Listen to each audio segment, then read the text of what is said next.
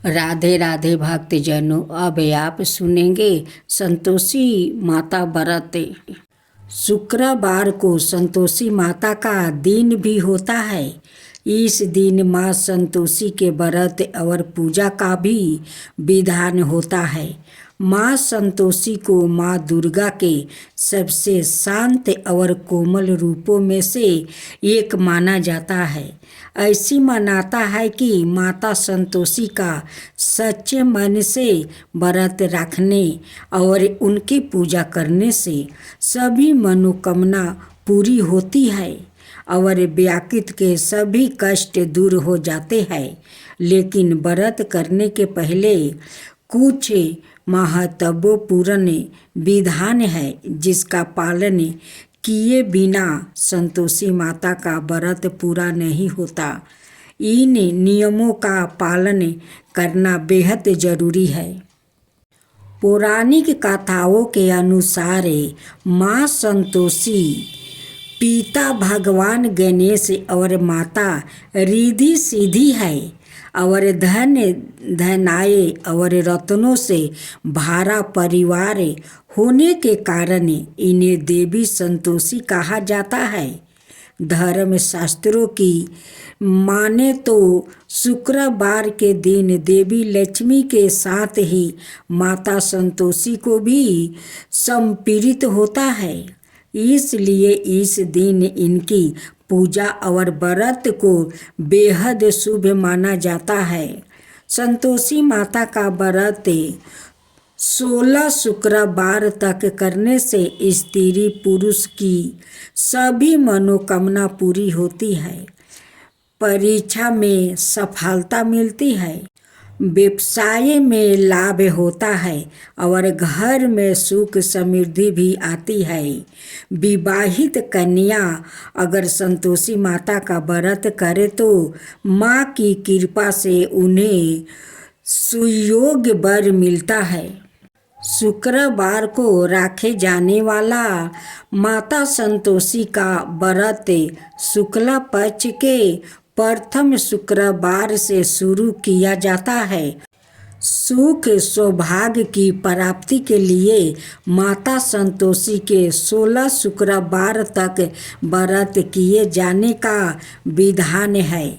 सूर्योदय से पहले उठकर घर की सफाई करें और स्नान आदि से पश्चात घर में किसी सुंदर पवित्र जगह पर माता संतोषी की प्रतिमा या चित्र स्थापित करें। माता संतोषी के सामने कलश रखें। कलश के ऊपर कटोरी में गुड़ और चना रखें। संतोषी माता के सामने घी का दीपक जलाएं। माता को रोली, अक्षत, फूल, नारियल, लाल वस्तु या चुनरी अर्पित करें। माता संतोषी को गुड़ चने का भोग लगाएं।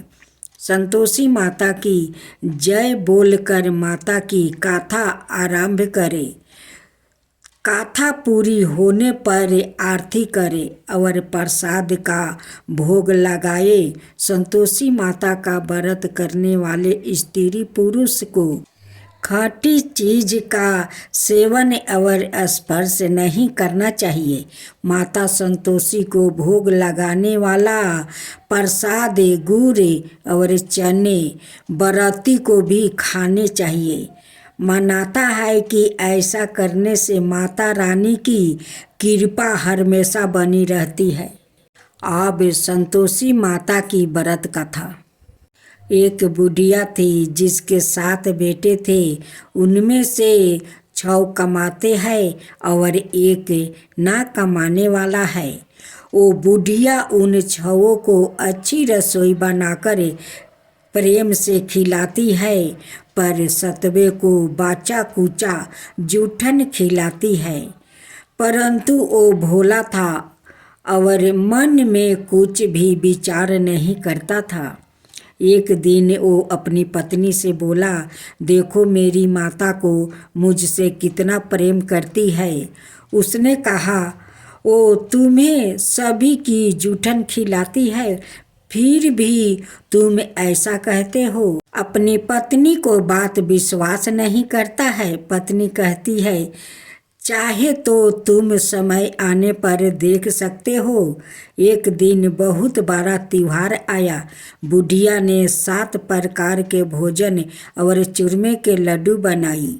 7वां लड़का यह है बात जांचने के लिए सिर दुखाने का बहाना करके पतला कपड़ा ओढ़ कर सो गया और देखने लगा। माँ ने उनको बहुत अच्छे आसनों पर बैठाया और 7 प्रकार के भोजन और लड्डू परोसे। वो उन्हें बड़े प्रेम से खिला रही है। जब वो छवो उठ गया तो माँ ने उनकी थालिया से जूठन इकट्ठी की और उनसे एक लड्डू बनाया। फिर वो 7वें लड़के से बोली, अरे रोटी खा ले। वो बोला, माँ मैं भोजन नहीं करूँगा, मैं तो परदेश जा रहा हूँ। माँ ने कहा, कल जाता है तो आज ही चला जा। वो घर से निकल गया। चलते समय उसे अपनी पत्नी की याद आई जो गौशाले में कंधे थाप रही थी। वो बोला, हम परदेश को जा रहे हैं, आगे कुछ कल तुम रहियो संतोष धर्म में अपने पालन करियो। इस पर उसकी पत्नी बोली, जाओ पिया, आनंद से हमारी सोच हटाइए। राम भरोसे हम रहे, ईश्वर तुम्हें सहाये। देहु निशानी अपनी देख धरू मैं धीरे। सुधी हमारी ना बिसारियो, रखियो मन गंभीर। इस पर वो लड़का बोला, मेरे पास कुछ नहीं है, यह अंगूठी है, सो ले लो और मुझे भी अपनी कोई निशानी दे दो। वो बोली, मेरे पास क्या है, यह है गोबर भरे हाथ है। यह कहकर उसने उनकी पीठ पर गोबर भरे हाथ की थापा मार दी। वो लड़का चल दिया। चलते समय वो दूर देश में पहुंचा। वो एक व्यापारी की दुकान पर जाकर बोला, भाई मुझे नौकरी पर रख लो। व्यापारी को नौकर की ज़रूरत थी। अत बोला, तनख्वाह काम देख कर दूंगा, तुम रह जाओ। वो सवेरे 7 बजे से रात की 12 बजे तक नौकरी करने लगा। थोड़ी ही दिनों में सारा लेन देन और हिसाब किताबें करने लगा।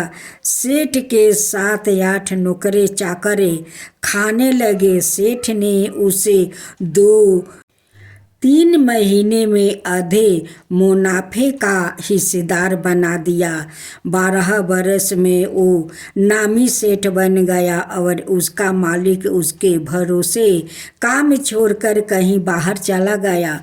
उधर उसकी औरत को सास और जेठनिया बड़ा कष्ट देने लगी। वो उसे लकड़ी लेने जंगल में भेजती, भूसी की रोटी देती, फूटे नारियल में पानी देती। वो बड़े कष्ट से जीवन बिताती थी। एक दिन जब वो लकड़ी लेने जा रही थी तो रास्ते में उसने कई औरतों को व्रत करते देखा। वो पूछने लगी, बहनों यह किसका व्रत है, कैसे करते हैं और इससे क्या फल मिलता है? तो एक स्त्री बोली, यह संतोषी माता का व्रत है, इसके करने से मनोवांछित फल मिलता है। इससे गरीबी, मन की चिंताएं, राज के मुकदमे, कलहे, रोग नष्ट होते हैं और संतान, सुख, धन, प्रसन्नता, शांति, मन पसंद वर मिले। वो बाहर गए हुए पति के दर्शन होते हैं। उसने उसे व्रत करने की विधि बता दी। उसने रास्ते में सारी लकड़ियाँ बेच दी, गुड़ और चना ले आई। उसने व्रत करने की तैयारी की। उसने सामने एक मंदिर देखा तो पूछने लगी, यह मंदिर किसका है? वो कहने लगे, यह संतोषी माता का मंदिर है। वो मंदिर में गई और माता के चरणों में लुटने लगी। वो दुखी होकर मिनती करने लगी, माँ, मैं अज्ञानी हूँ, मैं बहुत दुखी हूँ, मैं तुम्हारी शरण में हूँ, मेरा दुख दूर करो। माता को याद आ गई। एक शुक्रवार को उसके पति का पत्र आया और अगले शुक्रवार को पति का भेजा हुआ धन मिला। अब तो जेठ जेठानी और सास नाक से कुरा के कहने लगी, अब तो इसकी खातिर बढ़ जाएगी, यह बुलाने पर भी नहीं बोलेगी। वो बोली, पत्र आवे धन आवे तो सभी को अच्छा है। उसकी आंखों में आंसू आ गया। वो मंदिर में गई और माता के चरणों में गिरकर बोली, हे माँ, मैंने तुमसे पैसा कब मांगा था? मुझे तो अपना सुहाग चाहिए। मैं तो अपने स्वामी के दर्शन और सेवा करना मांगती हूँ। तब माता ने प्रसन्न होकर कहा, जा बेटी, तेरा पति आवेगा। वो बड़ी प्रसन्नता से घर गई और घर का काम काज करने लगी। उधर संतोषी माता ने उसके पति के सपने में घर जाने और पत्नी को याद दिलाई। उसने कहा, माँ, मैं कैसे जाऊँ? परदेश की बात है, लेन देन का कोई हिसाब नहीं है। माँ ने कहा, मेरी बात मान, सवेरे नहा धोआ कर मेरे नाम लेकर घी का दीपक जला कर दंडवत करके दुकान पर बैठना। देखते देखते सारा लेन देन साफ हो जाएगा, धन का ढेर लग जाएगा। सवेरे उसने अपने सपने की बात सभी से कही तो सभी दिल लगी उड़ाने लगे। वो कहने लगे कि कहीं सपने में सत्य होते हैं। पर एक बूढ़े ने कहा, भाई, जैसा माता ने कहा है वैसा ही करने में क्या डर है? उसने नहा धोआकर माता को दंडवत करके घी का दीपक जलाया और दुकान पर जाकर बैठ गया। थोड़ी देर ही में सारा लेन देन साफ हो गया, सारा माल बिक गया और धन का ढेर लग गया। वो प्रसन्न हुआ और घर के लिए गहने और सामान बेगरह खरीदने लगा। वो जल्दी ही घर को रवाना हो गया। उधर बेचारी उसकी पत्नी रोज लकड़ियाँ लेने जाती और रोज संतोषी माता की सेवा करती। उसने माता से पूछा, हे माँ, यह धूल कैसी उड़ रही है? माता ने कहा, तेरा पति आ रहा है, तू लकड़ियाँ के 3 बोझे बना ले, एक नदी के किनारे रख, एक यहाँ रख और तीसरा अपने सिर पर रख ले। तेरे पति के दिल में उस लकड़ी के गूठा को देखकर मोह पैदा होगा।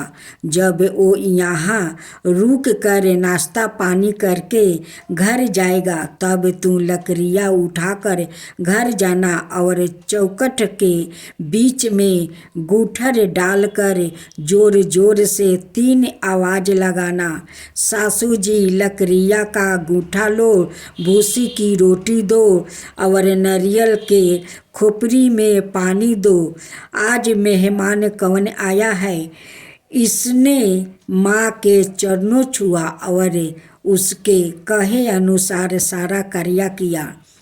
वो तीसरा गूठर लेकर घर गई, चौक में डालकर कहने लगी, सासू जी लकड़ियाँ का गूठर लो, भूसी की रोटी दो, नारियल के खोपड़ी में पानी दो, आज मेहमान कौन आया है।